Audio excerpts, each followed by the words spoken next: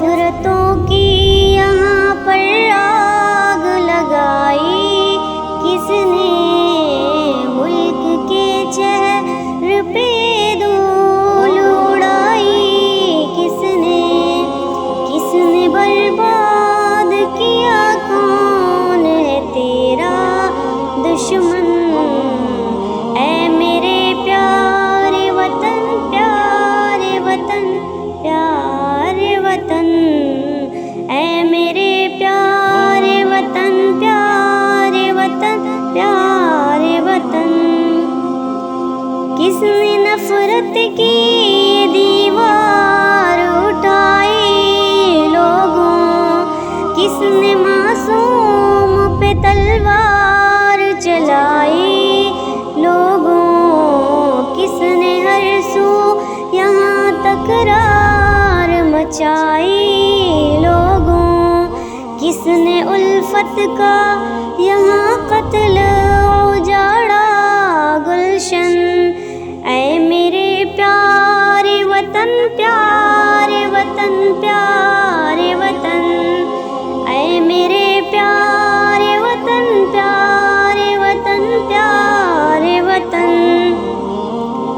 जिंदगी क्या है, खुशी क्या है, तबस्सुम क्या है, शायरी क्या है, गजल क्या है, तरन्नुम क्या है, गुफ्तगू क्या है, बहस क्या है, तकल्लुम क्या है। सीखना अगर है पढ़ाओ यहाँ उर्दू का चलन। ऐ मेरे प्यारे वतन, प्यारे वतन, प्यारे वतन, ऐ मेरे प्यारे वतन, प्यारे वतन, प्यारे वतन।